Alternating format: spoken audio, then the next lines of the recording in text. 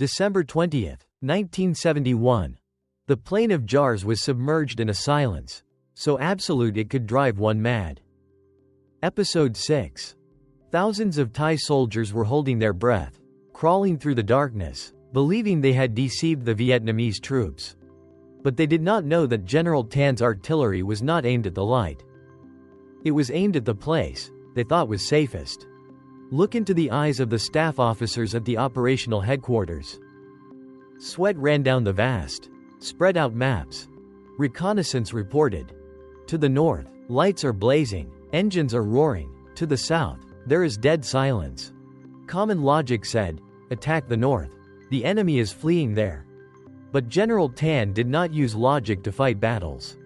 He used the instinct of a master hunter. He put down his cigarette, his finger pointing straight at the immense darkness to the south on the map. Fire to the south. The order was brief. Stone cold. Many were stunned. Fire into the void? Fire into a place where not a single light existed. Looking straight into the camera. That was the moment when the Vietnamese mind surpassed every military textbook from West Point. The more the enemy tried to appear silent, the louder their scream echoed in General Tan's heart. To the north, a clumsy drama with a few empty trucks running and flares lighting up the sky. To the south, thousands of people treading lightly, all lights off, not daring to cough, not daring to breathe heavily. And then, boom, the southern sky exploded. A rain of 130mm steel poured down directly onto the heads of the fleeing column. Darkness was no longer a sanctuary, it became a grave. Screams in the Thai language mingled with the sound of exploding shells, tearing apart the stillness of the Siêng Kuang wilderness. Do you wonder what their feeling was at that moment? It wasn't pain. It was despair. Despair from realizing, no matter where they hid, they were still held firmly in the palm of a general dozens of kilometers away. I feel for those Thai soldiers. They were thrown into a chess game where they didn't even know the rules. They fought for a borrowed ideal, while General Tan fought for a nation pushed to the limit. When you fight with your heart, you will see things that radar cannot detect. This battle was not meant to destroy people, but to destroy arrogance. The next morning, the plain of jars appeared like a graveyard of illusions.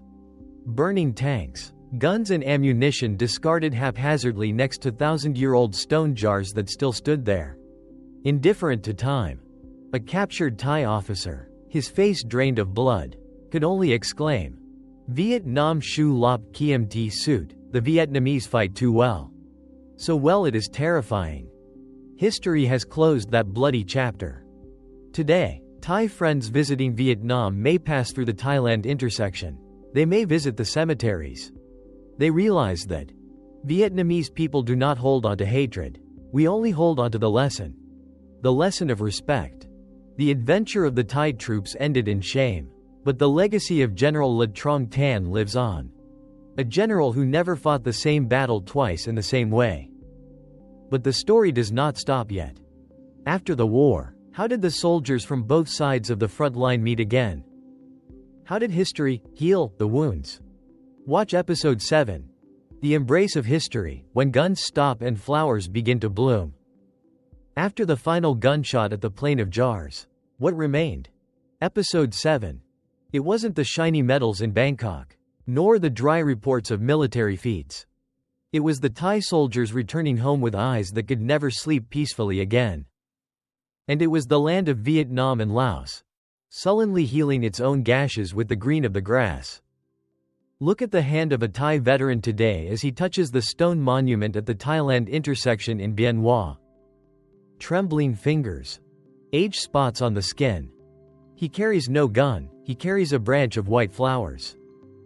The smell of gunpowder from 1967 is now replaced by the scent of incense lingering in the afternoon wind of Dong Nai.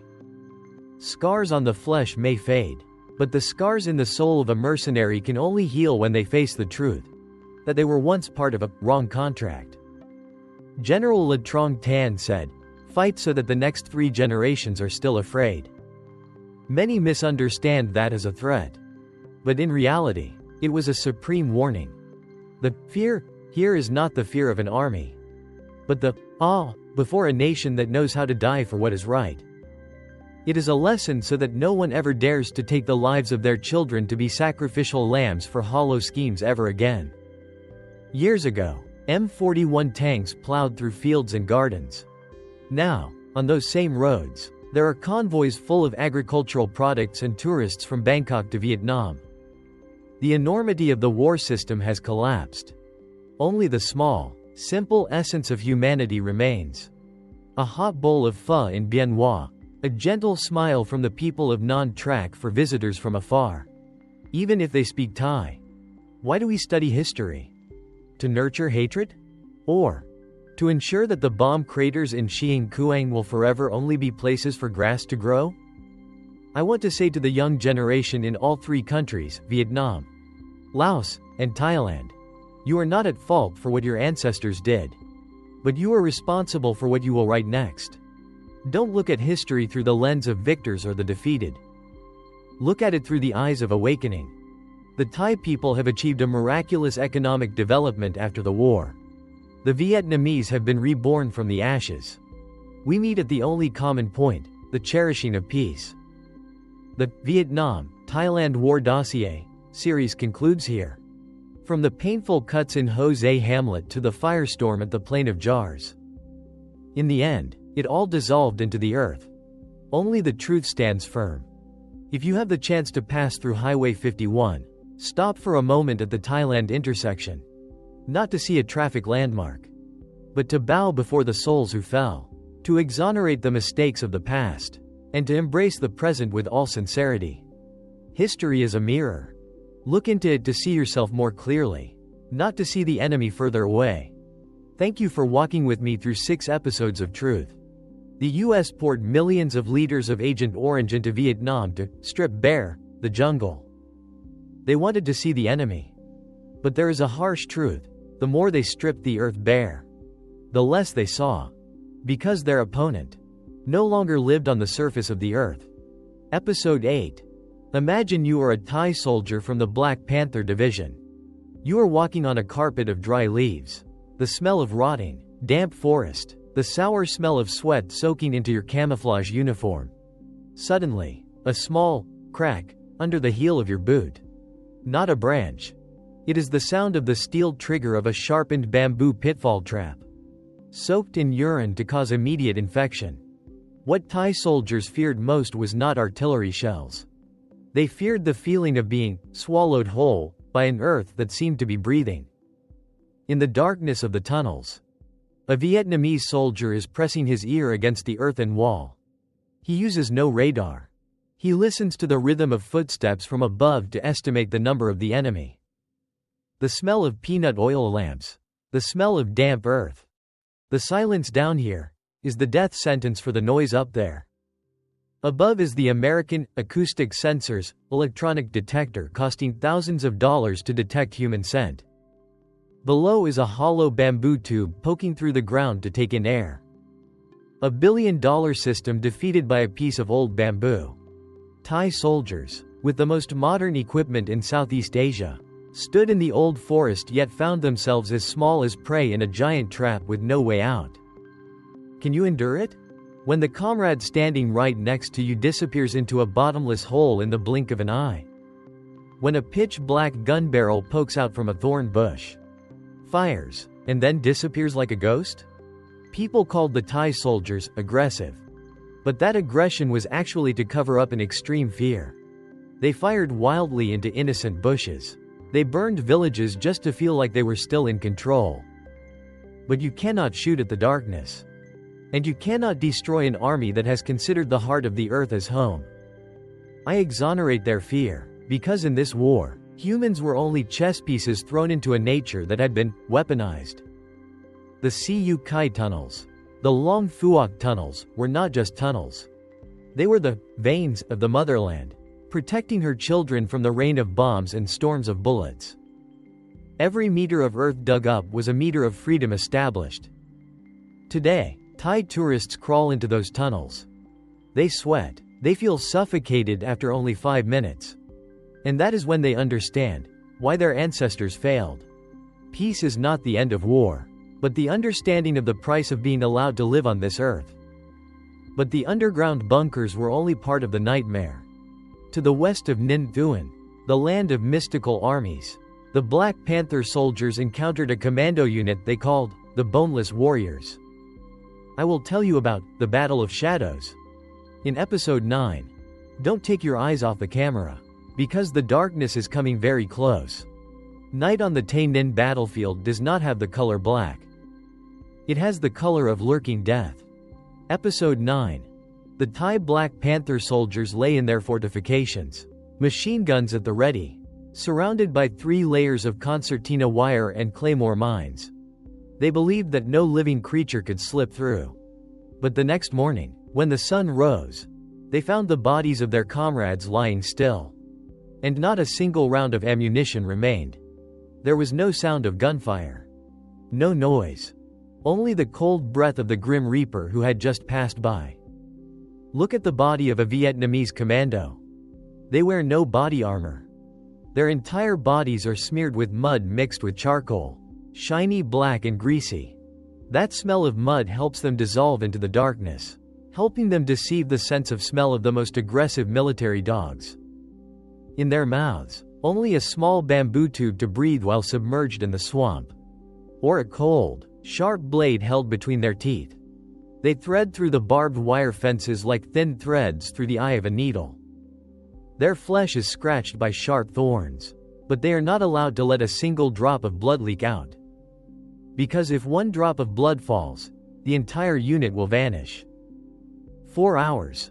That is the time it takes for a commando to crawl across 50 meters of a minefield. Every second is a gamble with destiny. They do not breathe with their lungs.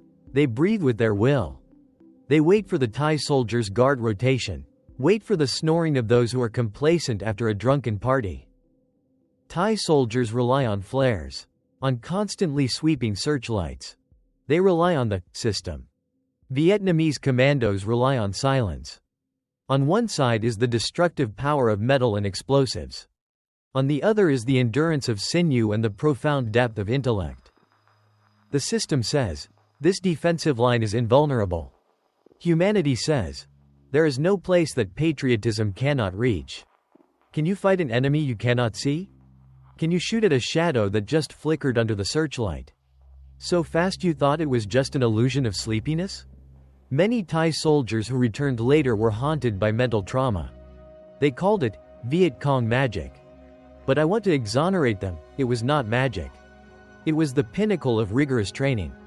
Commando soldiers do not have bones of bronze or skin of iron. They also know pain. They also know cold. They are just human beings who pushed themselves to the absolute limit to protect the life of this land.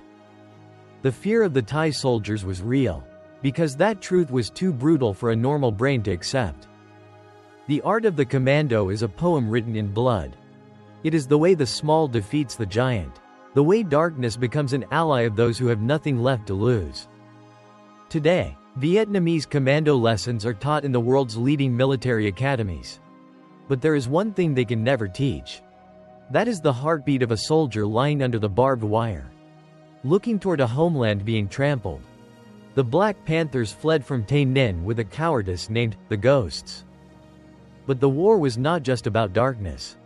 It also had sweet traps that the Americans and Thai soldiers set to destroy the Vietnamese will.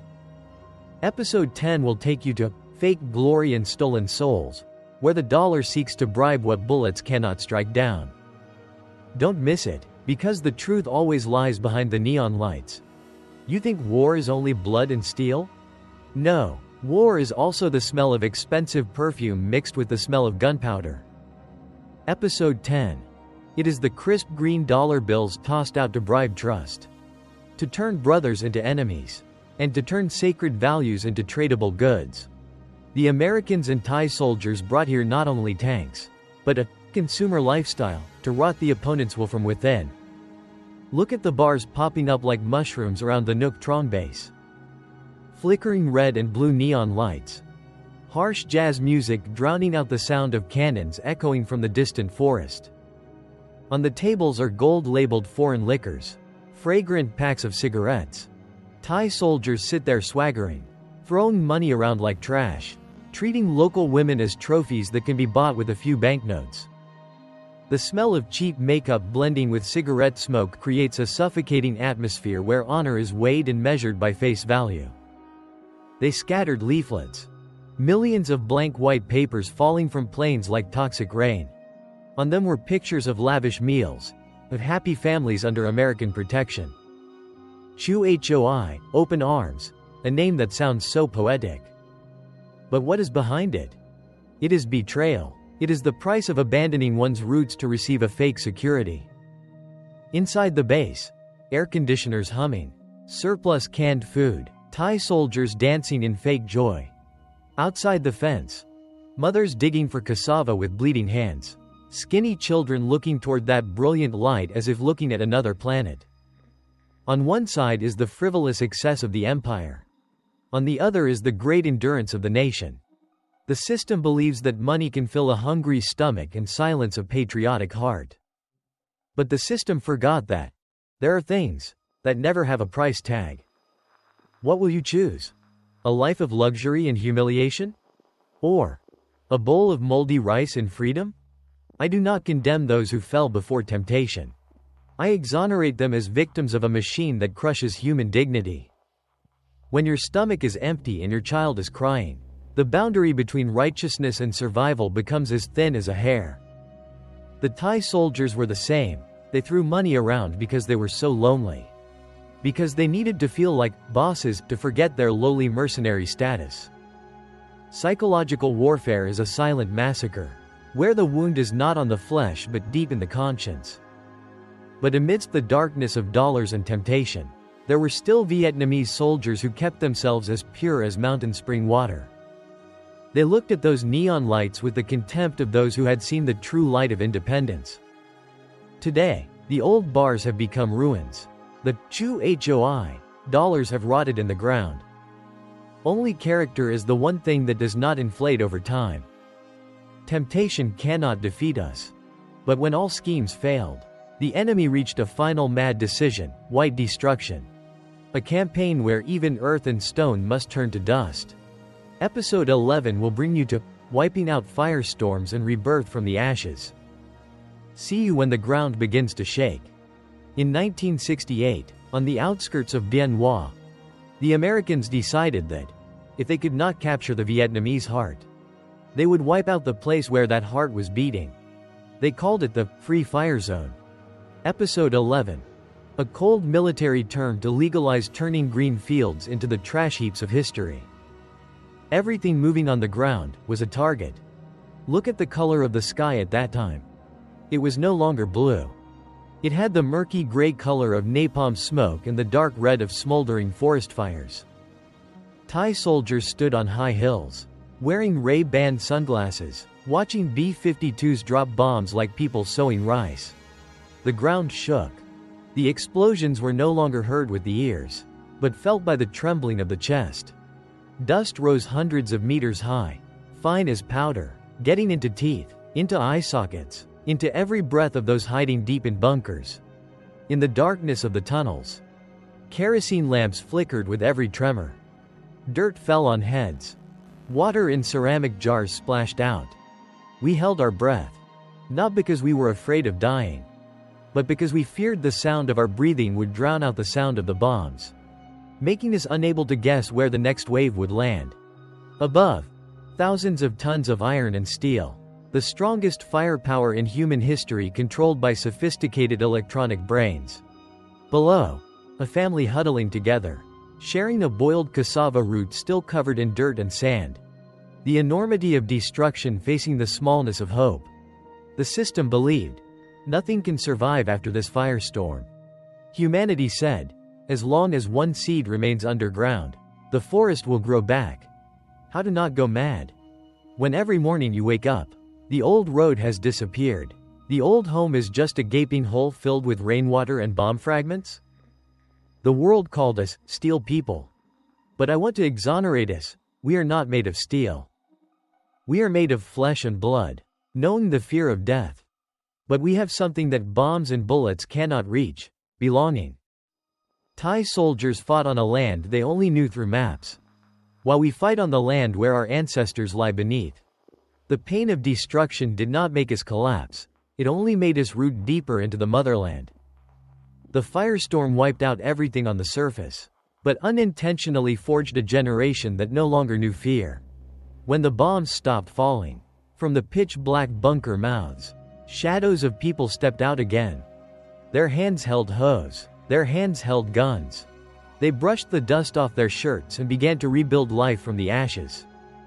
Today, the bomb craters of the past have become fish ponds, lush green tanned true pomelo gardens. Looking at that prosperity, you will understand. Life is always stronger than death. And the persistence of the Vietnamese is the only firepower that America and Thailand never fully calculated. After the firestorm comes rebirth. But the enemy has not stopped. They began a final march, a desperate effort to salvage honor before packing up to go home. Episode 12 will be Farewell at Sunset, where Thai soldiers realized the only victory they achieved was a lesson in failure. Don't leave, because this is when the truth is most clearly exposed.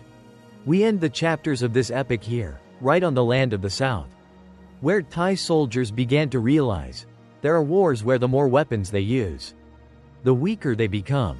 Below is episode 12, let the lens capture the moment of sunset, when the falling darkness is also when the truth is most clearly revealed. Year 1971. Giant American transport ships docked at Vung Tau port, their mouths agape waiting for the sullen Thai soldiers to board. They did not go home as victors with garlands around their necks. They went home with wooden coffins draped in national flags and vacant eyes staring into the void. Episode 12. The $1 billion contract has ended. But the debt of blood and honor can never be fully repaid. Look at what the Black Panthers left behind in the Nuoc Trong base. Rusted tin cans, unfinished love letters thrown into the mud puddles, and old radios still static hissing, playing sad music from Bangkok. They brought home color TVs, brand new Honda bikes bought with American subsidies. But in their luggage, there were also shards of the jars, horrific memories of DH-10 mines and the deadly silence of the non-track jungle. The smell of glory now was only the smell of gunpowder and retreat. They looked back at the Dong Nai land for the last time from the ship's deck. Cooking smoke from Vietnamese villages began to rise. The peace of the Vietnamese was beginning, while the nightmare of the mercenaries only truly began when they set foot in their homeland. In Bangkok, the government organized grand parades to welcome the heroes. In Vietnam, the mothers of non-track quietly repaired the nameless graves at the forest's edge. On one side was the ostentation of a system trying to cover up failure. On the other was the great stillness of a nation that had successfully protected its soul. The Thai people brought back money. The Vietnamese kept the land and dignity. The system said, Thailand helped America protect freedom. The truth said, they went to work as hired hands for a massacre that did not belong to them. Was it worth it? Trading away young men in their 20s for modern economic infrastructure soaked in a neighbor's tears? I do not want to mock the Thai soldiers. I want to exonerate them as pawns being gambled on a geopolitical chessboard. They were taught to hate communists, but when they came here, they only saw gentle farmers and incredibly brave soldiers. Many Thai soldiers later returned to Vietnam. They knelt down to apologize to this land. That was when they were truly liberated, not by weapons, but by the repentance of their own hearts. Sunset falls over Vung Tau port, blurring the final footprints of the Black Panther Division on the sand. The adventure of the Thai people in Vietnam ends like a sad low note in the music of war. But you know what? When the Thai soldiers withdrew, they thought they had escaped hell. They did not know that, at the Plain of Jars, Laos, another fate was waiting for them. A general named Le Trọng Tấn was setting up a formation where the reputation of the Royal Army would be buried forever under ancient stones. Vietnam was cleared of enemies. But history still has unturned pages in the neighboring country of Laos. Episode 13 in the next video will take us across the border to The thunder of Xiang Kuang and the trick of the century. See you again when we and General Tan write the most heroic chapter of Vietnamese soldiers on friendly soil.